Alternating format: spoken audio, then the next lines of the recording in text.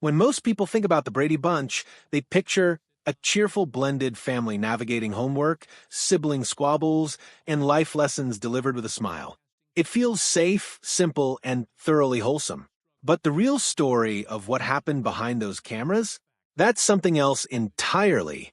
From strange casting gambles to production secrets, personal struggles, and moments of accidental television history, the Brady Bunch was hiding an extraordinary amount beneath its polished surface.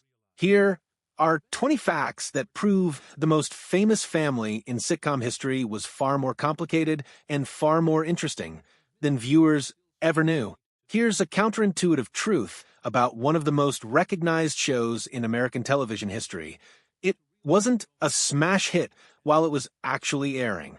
During its original broadcast, run from 1969 to 1974, the Brady Bunch faced stiff competition and never ranked among the top-rated programs on television.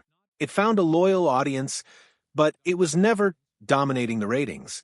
What saved it, and ultimately turned it into a phenomenon, was syndication.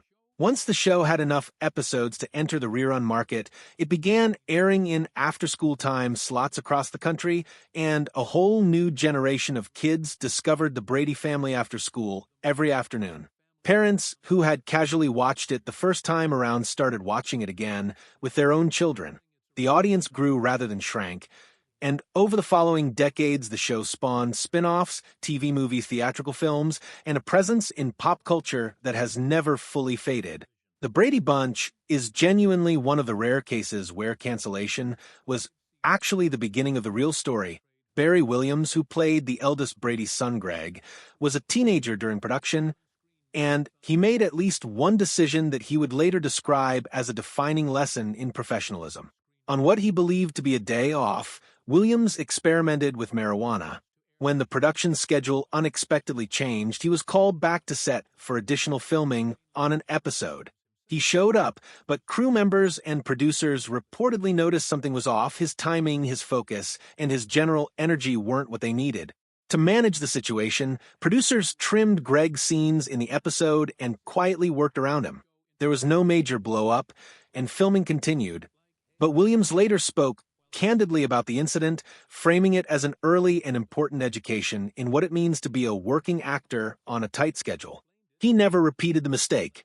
Susan Olsen, who played the youngest Brady daughter Cindy, was a natural blonde. But producers decided her hair wasn't quite the right shade for television. Under studio lighting, they wanted a more vivid golden blonde appearance, so they began regularly bleaching her hair during the first season. At first, the results were exactly what the production team wanted. By the second season, however, repeated chemical treatments had taken a serious toll. Her hair became brittle and began breaking, and the damage eventually became significant enough that producers halted the bleaching entirely and let her natural color grow back. It's a sharp reminder that even decisions that seem trivial, like adjusting a child's hair color a few shades, can have real and lasting consequences when they're repeated over and over on a production schedule. That gentle, slightly lisping voice that made Cindy Brady so immediately recognizable? It wasn't a performance choice or a character affectation. Susan Olsen genuinely had a lisp, and rather than try to hide it or work around it through editing, the writers actually incorporated it into the show's storytelling. In one episode, a bully mocks Cindy specifically for the way she talks, a storyline that gave the show a rare moment of authentic emotional resonance because it was rooted in something real. Olsen worked on her speech over the years, and the lisp became less pronounced over time. But it shaped Cindy's early identity on the show in a way that made the character feel genuinely distinct, and audiences responded to that innocence and vulnerability in ways they might not have if the character had been more polished. The Brady family's dog, Tiger, appeared in the early episodes and seemed like a fixture of the household, until he abruptly wasn't. Most viewers assumed the character was simply written out, but the real explanation was far more somber.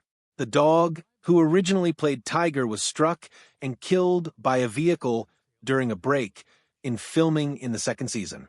The production team attempted to continue the character using a replacement dog that bore a physical resemblance to the original, but the new, animal had neither the training nor the temperament required for consistent on-set work. Scenes became harder to manage, and the results were unpredictable. Eventually, producers made the quiet decision to phase Tiger out of the series altogether. There was no farewell episode, no in-story explanation. Tiger simply stopped appearing, leaving generations of viewers to wonder what happened to the family pet.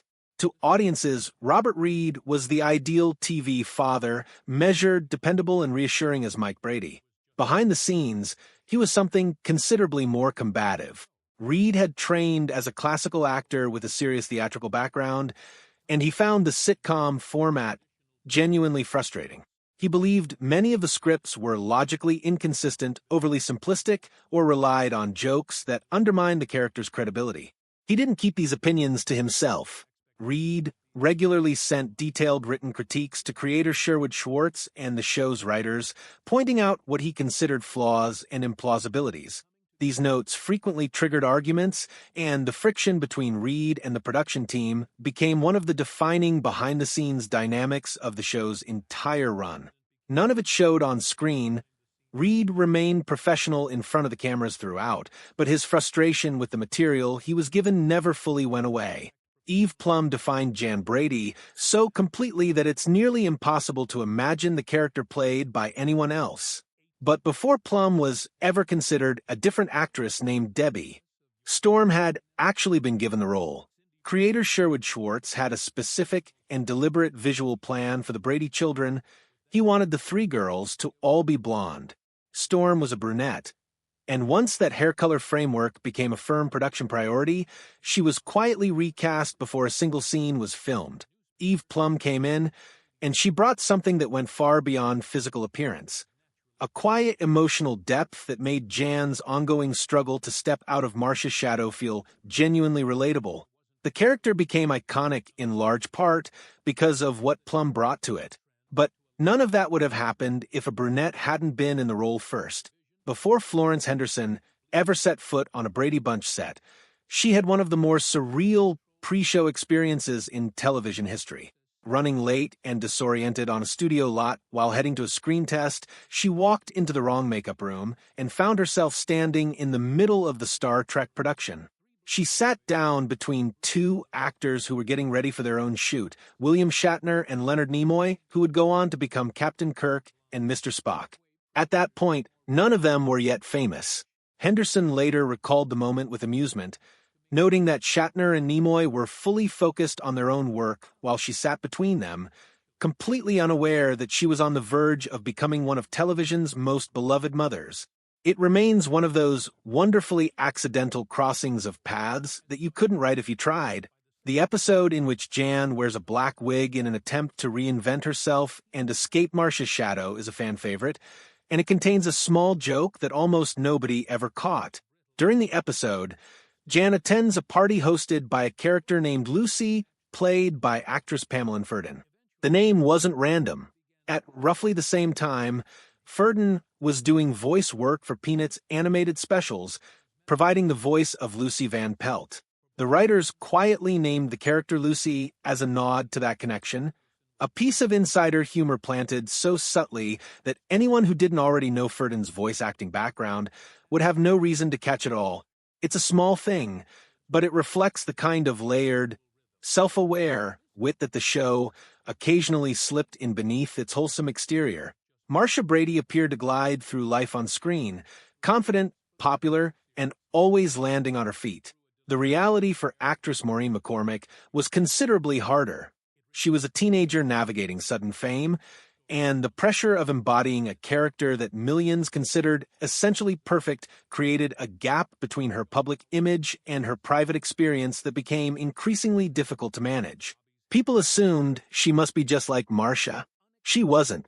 After the show ended, McCormick faced serious battles with addiction and depression, experiences she eventually chose to discuss openly in interviews and in her memoir.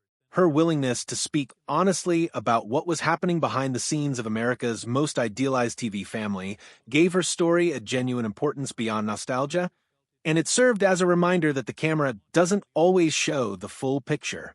One of the most persistent stories associated with the Brady Bunch is the suggestion of some kind of romantic connection between Florence Henderson, who played Carol Brady, and Barry Williams, who played her oldest on-screen son, Greg. Williams himself is the source of the story. He openly admitted that as a teenager, roughly 16 years old at the time, he had a crush on Henderson, who was more than 2 decades his senior. He consistently described it as a normal adolescent admiration, not something that went anywhere or was ever acted upon. Henderson typically responded to questions about it with humor and a firm denial of anything beyond their professional relationship. But the story proved impossible to fully shake. Perhaps because they played a mother and son on one of the most famous family shows ever made, the contrast made it irresistible to tabloids and trivia collectors for decades. It remains a fixture of Brady Bunch folklore. The Brady Bunch didn't begin with a character or a scene or a catchy pitch. It began with a number. Creator Sherwood Schwartz came across a 1965 Los Angeles Times article discussing the changing structure of American families. The statistic that caught his attention: roughly 31% of marriages at the time involved at least one partner who already had children. To Schwartz, that wasn't just data, it was an underrepresented reality that television had barely touched. He pitched the concept of a blended family sitcom to networks, and the idea was largely turned down. It wasn't until the film Yours, Mine, and Ours demonstrated that audiences were genuinely interested in blended family stories that the networks reconsidered. What finally made it to air was built entirely on the foundation of that single statistic Schwartz had read years earlier. The visual symmetry of the Brady children, 3 blonde girls on one side, 3 darker-haired boys on the other, was no coincidence. Sherwood Schwartz had a deliberate plan from the beginning. The daughters would be blonde, the sons would have darker hair, and the overall family lineup would feel visually cohesive and balanced. This wasn't an aesthetic preference that developed during production. It was a concrete casting requirement. Children who auditioned well and showed genuine talent were sometimes passed over because their hair color didn't fit the framework. The strategy shaped the entire casting process and ultimately determined who ended up on screen as a Brady. Mike Brady, who played the youngest Brady boy Bobby, was a natural strawberry blonde. Under television lighting, that lighter shade created a visual imbalance with the rest of the family, particularly once Robert Reed had been cast as the father.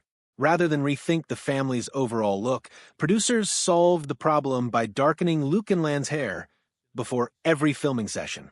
It was a subtle adjustment, invisible to viewers at home, but it became a routine part of his preparation for each episode throughout the show's entire run.